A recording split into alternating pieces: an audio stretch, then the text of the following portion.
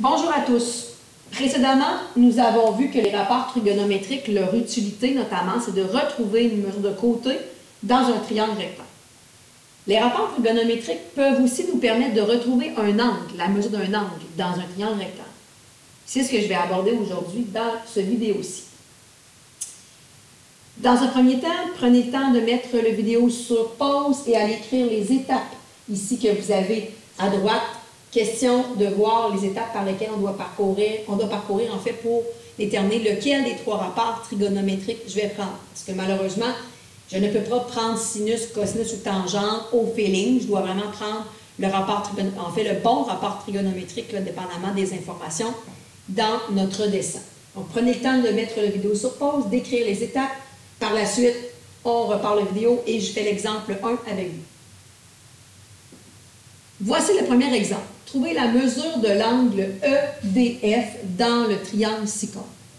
On se rappelle que la lettre du centre, c'est le sommet de l'angle. Donc ici, je cherche l'angle D. Pour déterminer lequel des trois rapports je vais prendre, toujours se situer par rapport à l'angle aigu que l'on cherche. Dans un premier temps, le trouver dans le dessin et identifier les côtés en fonction de cet angle-là. Toujours notre côté opposé, adjacent et hypoténuse. Allons-y. Je me situe par rapport à l'angle aigu que je recherche, l'angle D. J'identifie mes côtés. Le côté opposé à l'angle recherché, c'est opposé, c'est lui en face. L'hypoténuse est toujours le côté opposé à l'angle droit. Et le dernier côté, c'est toujours le côté adjacent. Première étape, réalisée. Par la suite, un peu dans le même style qu'on avait fait pour quand on recherchait un côté dans un triangle rectangle, je vais prendre mon truc socatoire et je vais aller souligner les lettres des deux côtés qui sont données comme information dans le problème. Ici, ce que j'ai comme information, j'ai l'hypoténuse de 3,78 cm. Je vais aller souligner le petit H. Et on me donne aussi le côté adjacent de 2,43 cm. Allons souligner le petit A. De la même manière que quand on cherchait un côté, ici, je vais aller prendre le rapport dont les deux lettres sont soulignées. Ici, dans ce cas-ci, le rapport cosinus. Alors, allons-y. Première étape, mettre la définition du rapport cosinus. Cos de quoi? On se rappelle que cos tout seul, ça n'existe pas. C'est cos de l'angle recherché. L'angle recherché, c'est l'angle D. Donc, cos de D majuscule. Allons écrire notre définition. C'est le côté adjacent divisé par l'hypoténuse. Je remplace. L'angle D, je ne le connais pas. Il est coincé dans mon rapport sinus. Donc, je laisse le D majuscule. Le côté adjacent, je l'ai de 2,43 et l'hypoténuse, je l'ai 3,78. Maintenant, qu'est-ce que je peux faire avec ça? Bien, je pourrais calculer le rapport en question, 2,43 divisé par 3,78. Ça, je peux calculer ça. Si je prends ma calculatrice, je vais obtenir 0,6429. Toujours, quand on calcule un rapport trigonométrique, toujours garder 4 chiffres après la virgule. Maintenant, comment je fais pour sortir l'angle D de là pour trouver sa valeur?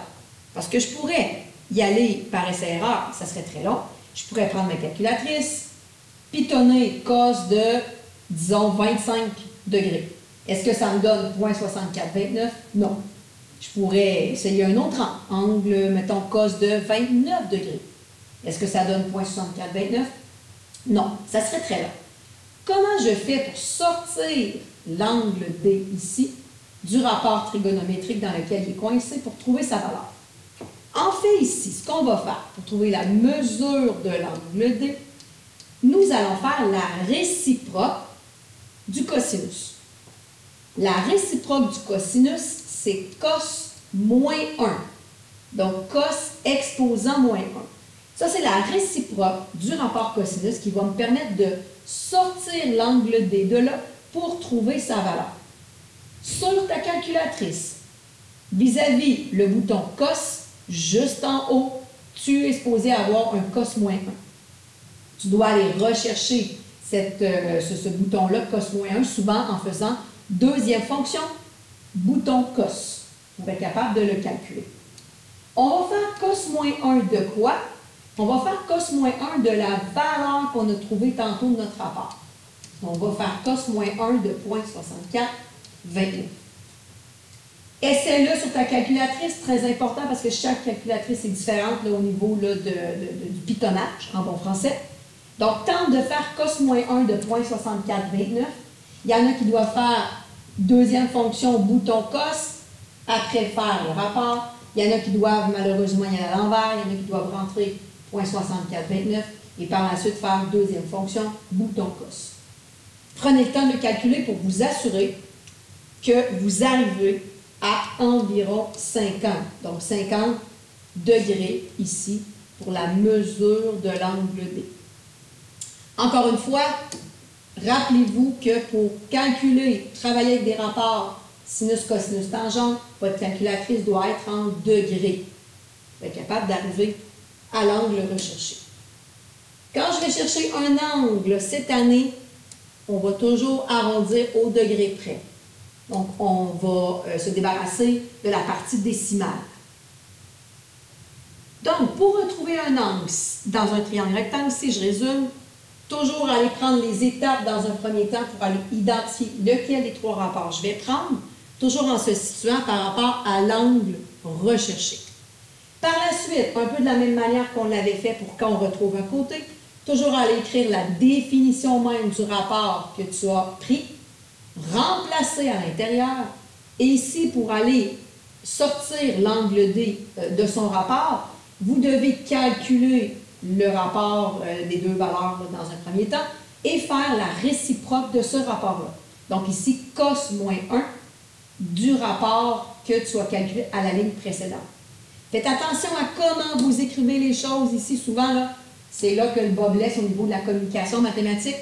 La mesure de l'angle D, qu'est-ce qu'on doit faire pour le trouver? On fait cos moins 1 du rapport que l'on a obtenu à la ligne précédente. Ne m'écrivez pas seulement D égale, parce que D, c'est un sommet, ce n'est pas un angle. Ici, ce que je fais, ce que je trouve, c'est la mesure de l'angle D. Donc, faites attention vraiment là, à la communication mathématique ici, là, la manière dont vous allez écrire les choses. Peut-être que vous vous questionnez, bien, si j'avais pris le rapport sinus, qu'est-ce que je ferais rendu ici? Bien, je ferais sinus moins 1, qui est sa réciproque. Et si j'ai tangente de D, bien, j'aurais fait tangente moins 1, qui est sa réciproque. Allons voir l'exemple 2 pour qu'on s'assure que ça va à ce sujet-là. On a une petite mise en situation et malheureusement, on n'a pas de dessin, donc ça va être important de s'en faire un dans un premier temps. Une échelle de 9 mètres est appuyée au mur.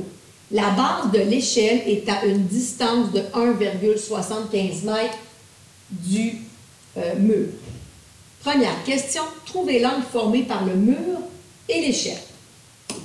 Donc, dans un premier temps, on va aller se faire un petit dessin de ça. Toujours important là, au niveau de la visualisation. Donc, j'ai le sol. Qu'est-ce que j'ai? J'ai un mur. On va commencer par se faire notre mur. Donc, j'ai un mur et j'ai une échelle qui est appuyée sur ce mur-là. Donc, je m'excuse, je vais aller tracer mon dessin pendant que vous faites de même. Donc, je vais aller tracer mon échelle qui ressemble, pardonnez-moi, ce ne sera pas long, voilà. Alors, je repars ici. J'ai mon échelle ici qui ressemble à ceci, qui va jusqu'au coin du mur. Ici, ce qui est sous-entendu, le mur du bâtiment est bien évidemment à 90 degrés. Ce n'est pas mentionné, mais c'est sous-entendu. Qu'est-ce qu'on a d'autre comme information? La base de l'échelle est à une distance de 1,75 m du mur. Donc, la base de l'échelle, c'est ici, disons le point A.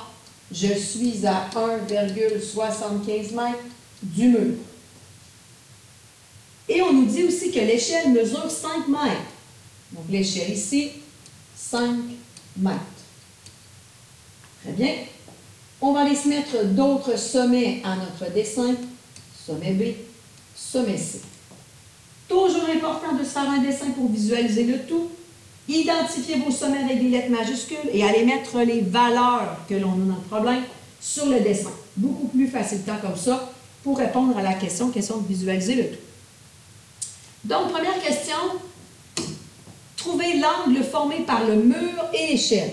Où il est cet angle-là? L'angle formé par le mur et l'échelle. Donc, le mur, c'est BC. L'échelle, c'est AB. Donc, l'angle formé par ces deux éléments-là, l'angle, il est ici. C'est l'angle recherché. J'ai un triangle rectangle, je cherche un angle. On va aller utiliser la même technique que l'on a vue précédemment. Alors, allons-y. Je vais aller écrire mon truc mémotechnique pour m'aider à déterminer le rapport que je vais avoir à prendre. SO-K-3. Et je vais aller, dans un premier temps, faire mes étapes pour aller déterminer lequel des trois rapports je vais prendre. On se rappelle quoi faire? Toujours identifier l'angle aigu recherché. L'angle aigu recherché, il est là. Et, dans un premier temps, aller identifier les côtés en fonction de cet angle aigu-là. Le côté en face, c'est le côté opposé. L'hypoténuse, c'est notre échelle. Et le côté adjacent, c'est l'angle restant. Dans le truc mémotechnique, on va aller souligner les côtés que l'on a de données.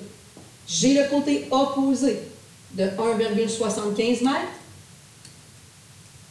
Je souligne le petit O. Et j'ai l'hypoténuse de 5 mètres. Je souligne le petit H. Lequel des trois rapports je vais prendre? Bien, ici, je vais prendre le rapport sinus parce que les deux lettres opposées et hypoténuse sont soulignées. Continuons. Définition. Alors, le sinus de quoi? Alors, ici, c'est le sinus de l'angle B. De là, l'importance, quand on fait le dessin, de lui donner un nom à cet angle-là.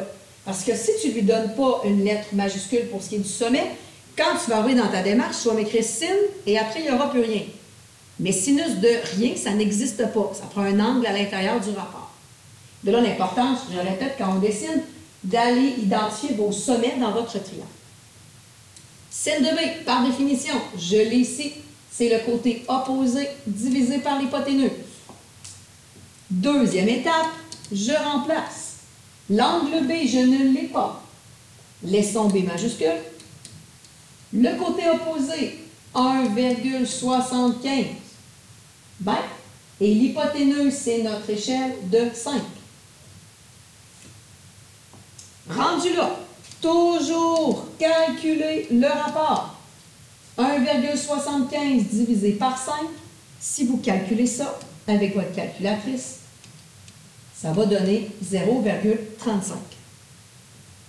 Rendu là, pour sortir l'angle B de son rapport sinus, on va faire la réciproque du sinus qui est sinus moins 1. Pour trouver la mesure de l'angle B, je vais faire sinus moins 1 de quoi? Du rapport que je viens de calculer. La valeur que je viens d'obtenir qui est 0,35. Prenez le temps encore une fois de le calculer, vous assurez que ça va. Si vous calculez ça, sinus moins 1 de 0,35, vous allez arriver à environ 20 degrés pour ce qui est de l'angle formé par le mur et l'échelle. Encore une fois, ici, attention à comment vous écrivez les choses. Et quand on cherche un angle, on arrondit au degré près. Donc, pas nécessaire de garder la partie décimale. Donc ici, l'angle formé par le mur et l'échelle est de 20 degrés. Deuxième petite question ici, pour l'exemple 2. Trouvez l'angle d'inclinaison de l'échelle. L'angle d'inclinaison de l'échelle, il est où? L'angle d'inclinaison de l'échelle, il est là. Alors ici, pour trouver l'angle ici en vert, je pourrais refaire le travail avec un rapport sinus ou tout simplement ici me rappeler que la somme des angles intérieurs dans un triangle donne 180 degrés. Donc, pour trouver la mesure de l'angle A, qu'est-ce que je peux faire? Bien, je sais que la somme des trois donne 180. J'ai déjà 90 degrés ici, au sommet C, et je viens de trouver 20 degrés pour le sommet B. Donc, je vais faire 180 degrés moins les deux autres. 180 degrés moins le 90 degrés moins le 20 degrés, ça va me donner un angle de 70 degrés pour ce qui est de l'angle A, qui est l'angle d'inclinaison de l'échelle. Je vous inviterai à la question de vous assurer que ça va, d'aller faire l'exemple 3 par vous-même. Vous remarquerez encore une fois qu'ici, mise en situation, nous n'avons pas de dessin. Prenez le temps de vous faire un dessin du camion et on descend un piano, on a une rampe. Prenez le temps de vous faire un dessin et allez bien faire la démarche complète pour aller trouver l'angle recherché. Assurez-vous de valider votre démarche et votre réponse dans les notes de cours complétées. Voilà pour ce qui est de trouver la mesure d'un angle dans un triangle rectangle.